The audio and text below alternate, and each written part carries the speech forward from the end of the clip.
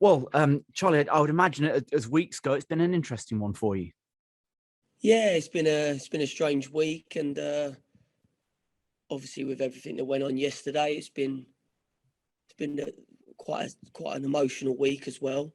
And but I've been really enjoying it. Really, I've been thrown in at the deep end, obviously, as we all know, and just really embracing everything as it comes along.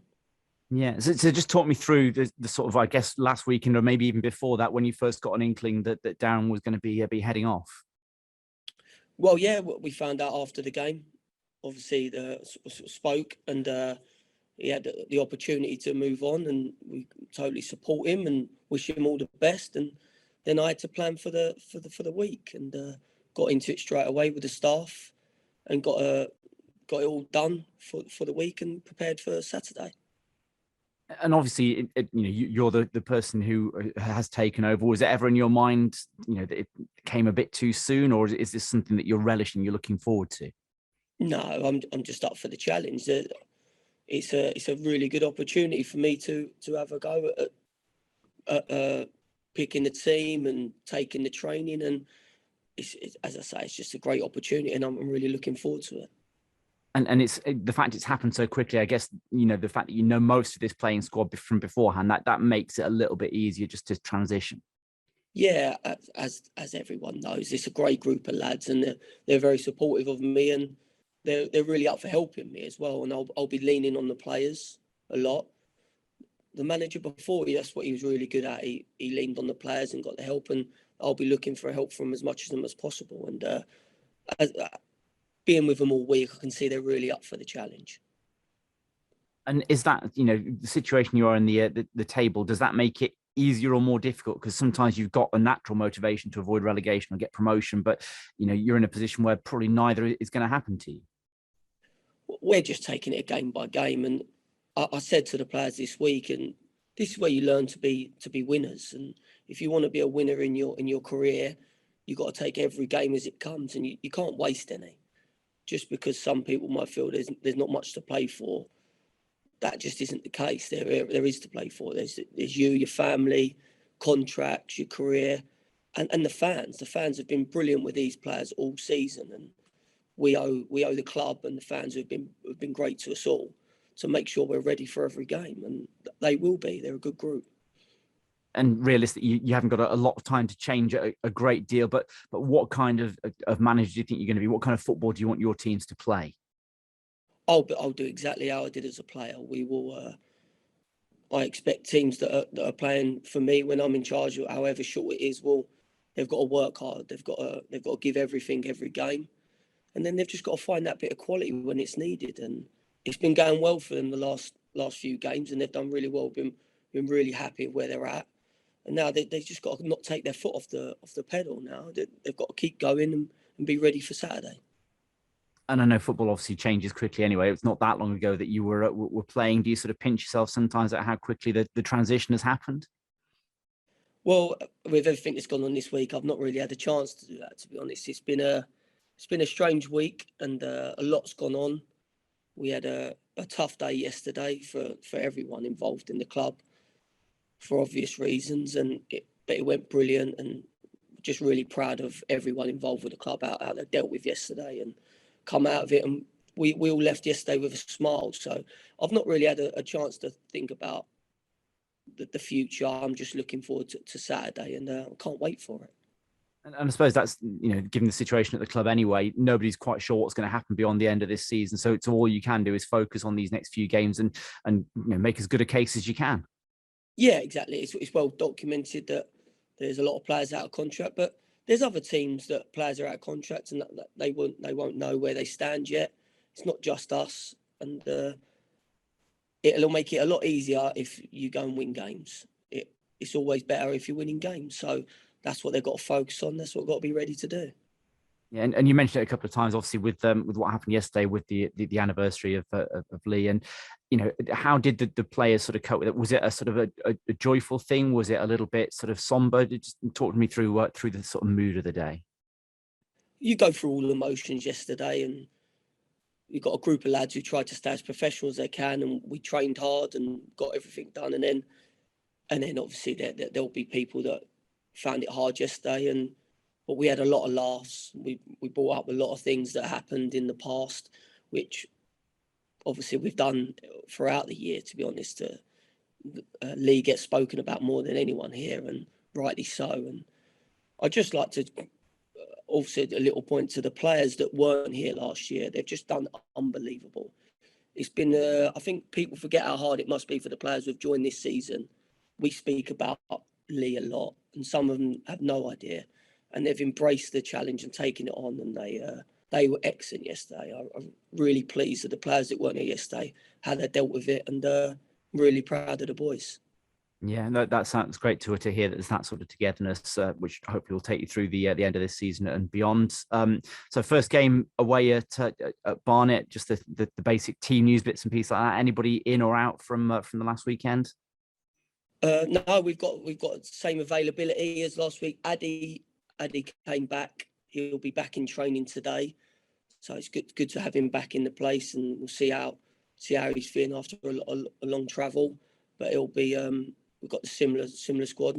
Still got a couple out, but they're not far away. So listen, we're looking at a good place at the minute, and we're ready for tomorrow.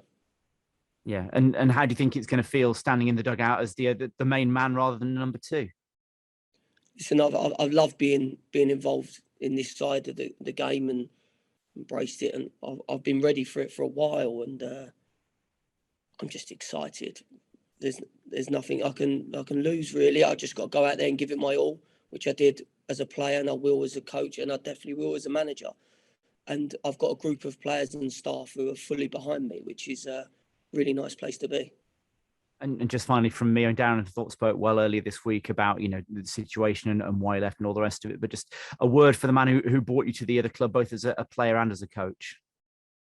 I've said a lot in my life about that man. He's a great man. He's a very, very great man. And what he done at Yeovil, I think people do realise, but they might not know exactly how much he done for the club, the players especially. And we owe him and Terry a great deal, and Craig, for what they've done in the last year of our lives for obvious reasons. And he'll be successful wherever he goes. And I'll be in touch a lot because he's a great person, and we do wish him all the luck. Just, yeah, that's all I can say about it really. And I'll speak to him. I think he should be very proud of what he done his time at Yeovil.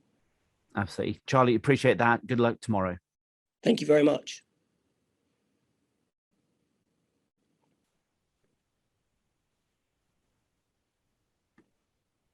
AD, I think you're on mute, mate.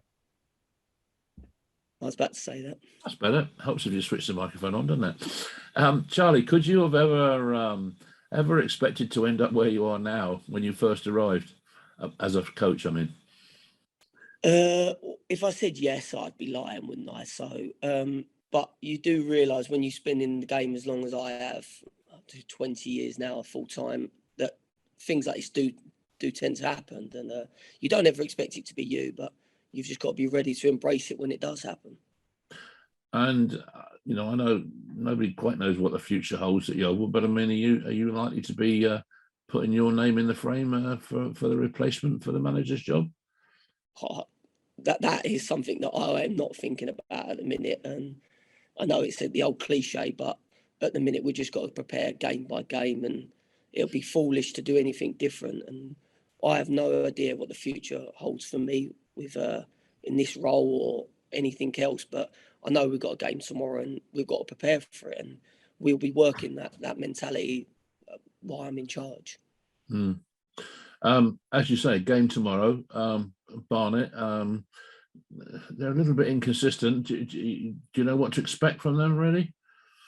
Yeah, obviously the coaching staff and the players, we've looked into Barnet, and we know what they can bring. They've got some really good players. They've had an up and down season really with stuff on and off the pitch, similar to us, but they've got some great players, and we've got to go there and just keep doing what we've been doing lately. And it always if you do what you're good at, which we know what we're good at, you tend to get all right in this world. So that's what we'll be looking to do.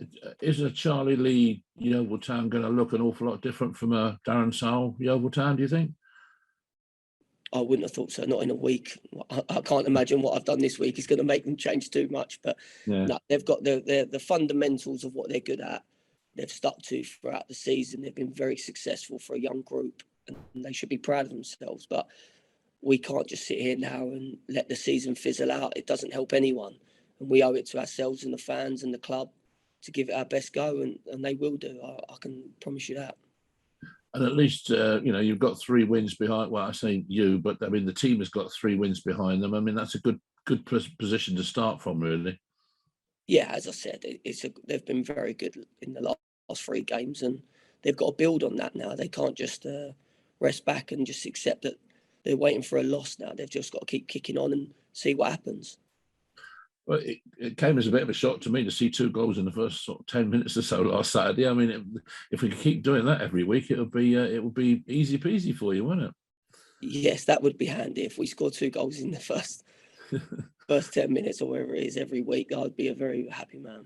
Yeah, well, look, best of luck, Charlie. I'm sure you're going to be successful, and just bring back the bacon tomorrow. Thank you very much. Appreciate it. Morning, Charlie. How are you doing? We're very well, thank you. How are you? Yeah, not too bad, thank you. The news aside on Saturday, just how special was it? The tributes pre-game, the win, and also a goal in the 4th minute. Just how good was that to experience? It was a very strange moment. I turned to the gaffer during the game and I said, I don't normally believe in these sort of things, but it was very, very unique to our situation. We scored in the 4th minute, and we had a giggle on the side. And but it's been a great week. It's been tough in spells, but everyone's embraced it. And as I said earlier on, I'm just really proud of everyone's dealt with it this week. And obviously, it's probably a bit early to tell, but these young players, it's the first season for a lot of them. To lose Terry and now lose Darren in the same season, is that taken any sort of toll on the players at all? Or are they just ready to keep going and keep fighting for their futures, essentially? I'd love to say it hasn't, but losing Terry was tough, and losing the gaffer will be tougher. I'd be lying if I said any different. As I said earlier on, what them two men done for us as players and clubs and throughout the last year is immeasurable. So we'll be always thankful for them. But that isn't a reason to stop playing. We've got to carry on now, and we've got to go into the weekend and give it all we can. When they leave there after the game Saturday, if they've given everything, regardless of result, we'll all be proud of ourselves. And just ahead of the weekend, there's a prospect as a Yeovil Town manager to get yourself into a cup final. That must be fairly exciting. Yeah, definitely. We're looking forward to it, and there'll be a number of first-team players involved in the game, and we haven't got a massive squad, so there'll be some good young players who have been really helping us out in training, and we're looking forward to that one as well. And it'll be my first game at the club, so in charge, and I'll be looking forward to it. Well, best of luck for both of them, Charlie. Thank you very much. Morning, Charlie. How you doing? Very well, thank you. How are you? Yeah, very good. Thank you, mate. You've answered a couple of questions about your existing relationship with players at the club, but actually, I wanted to ask about your existing relationship with the fans. We spoke to a lot of people in and around the podcast saying we can't wait to go to Barnet and get behind Charlie and the boys. How much easier does that make it, knowing full well you're going to have a loud and vociferous support both away and hopefully back at Hewish Park as well? Yeah, amazing. The fans have been unbelievable with me since I joined as a player, and the hardest time we had was when the fans weren't in the ground playing. It was heartbreaking, really, because we'd built up such a great relationship between the players, staff, and the fans that we missed them immensely.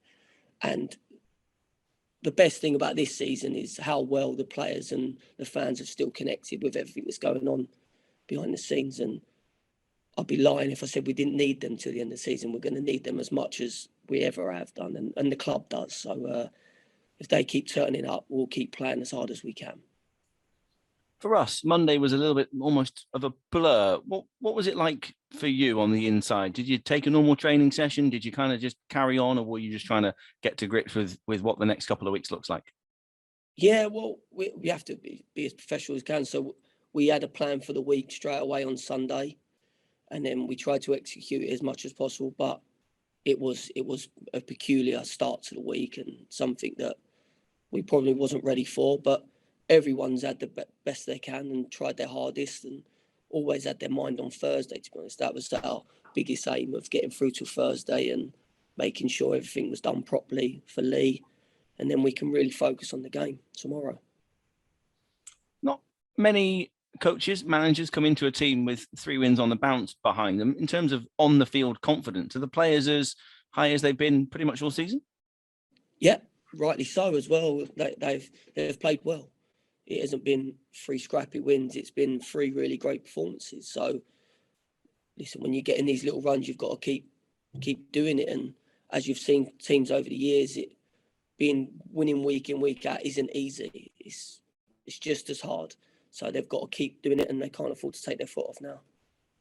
I was looking back through some of the managers that you've played under. It's not just a great relationship with Darren Ferguson that you'll be able to call upon. Tell us about some of the other managers and coaches you played under or worked with that you'll be able to take bits and pieces from throughout your career. Yeah, I've been very lucky that I've worked with some great coaches and managers, and they always said the best coaches are the best thieves, and 90% of the stuff that I've done would have been stuff I've learned of people. And it's not so much what you do on the training pitch. I'm very confident of setting up a team and preparing for a game. That's the easy stuff. It's maybe some of the stuff behind the scenes. And as the list, I won't name them, but there's just some great managers who do things very differently. And I'll have to pick and choose what I use, but it will be what I've learned.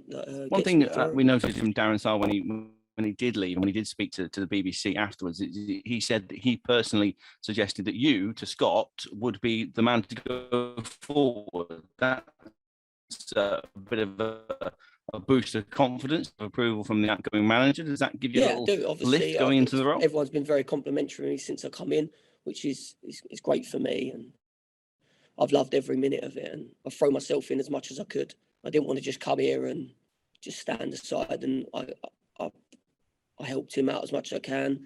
I gave him suggestions and things, and some that really helped him, I hope. So I've learned a lot from the gaffer, and a lot of the stuff I'll do will be based on how he does stuff. What kind of guidance have you been given from Scott with regards to how the club runs on the field this rest of the season? Is it just a game by game thing? Is he giving you any targets? Is he giving you any thoughts on how he wants to see things go?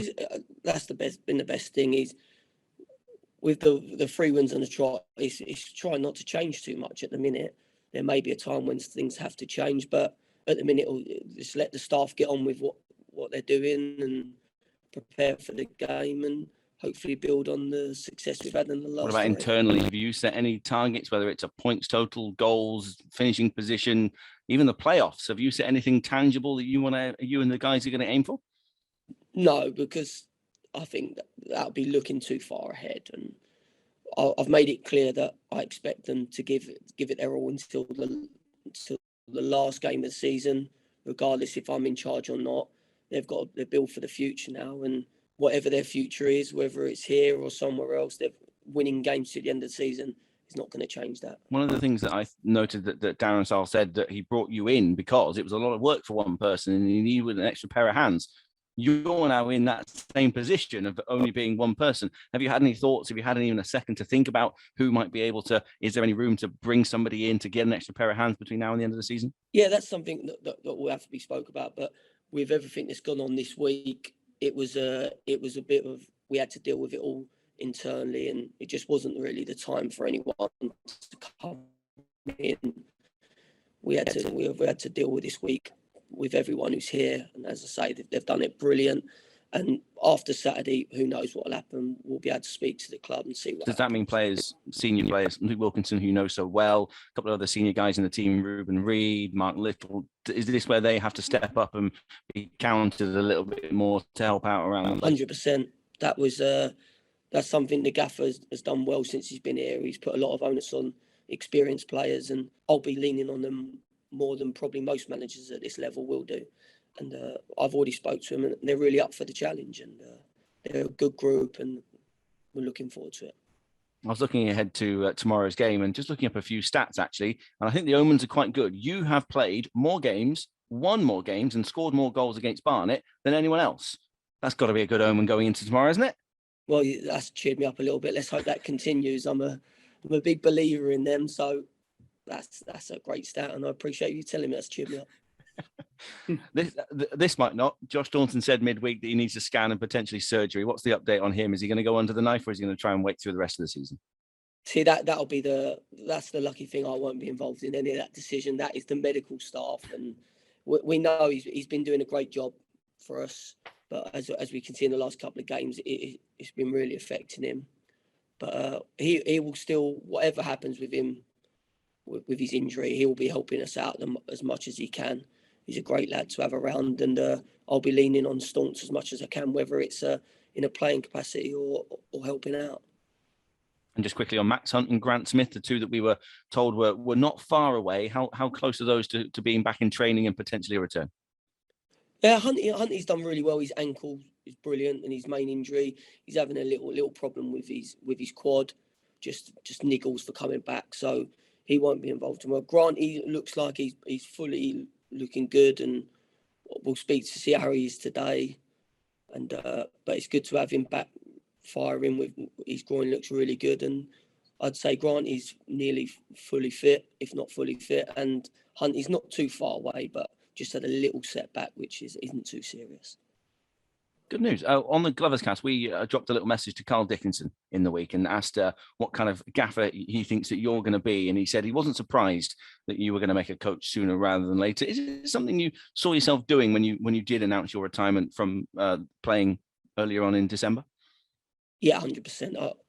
I was looking to get into the coaching side of stuff when I left Yeovil. So that was my first option. I had a couple of things that fell through, and continued to play, but it was always my intention to. I've done my badges, obviously, quite a while ago. I've got a few more things I need to do on that side of it, but I've always wanted to be in this side of it, and I've been lucky that the last couple of managers I've played for, not just the manager here, but the manager before, always lent on me and gave me the freedom to maybe like coach almost internally as a player. So I feel like it's something I've been doing as a player for a few years, and now coach full time and in charge of the team Saturday. I'm really excited. Carl also said he'd be happy to be on the other end of the phone and drop you a message if you needed him. Have you been able to reach out to many past colleagues, teammates and whatever about, not just about Yeovil, but about you and the way you go about things this past week? 100%.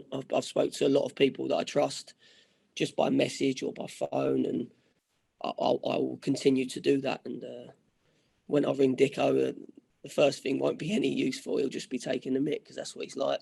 All the lads from last year, they'll all have their bit to say, their jokes and stuff. But no, Dicko is someone that I'll definitely be tapping into after his experience this season, doing so well. Finally, for me, Jimmy Smith also said that maybe slightly tongue-in-cheek, he said he expected you to get your boots back on and run things from the middle of midfield. What do you reckon? 9 more games? You got that in you? Well, there's one thing I can guarantee you till the end of the season: I will not be playing. I was, as a player, I was successful, but I was built to be in football and not do that much running. So being on this side of it, made it a lot easier. I might join in training now and then and try and it's really small areas, but I will not be playing ever again, I'm afraid. I was really pleased with my career and glad it ended. Thanks ever so much. Go well at Barnet tomorrow. Thank you very much.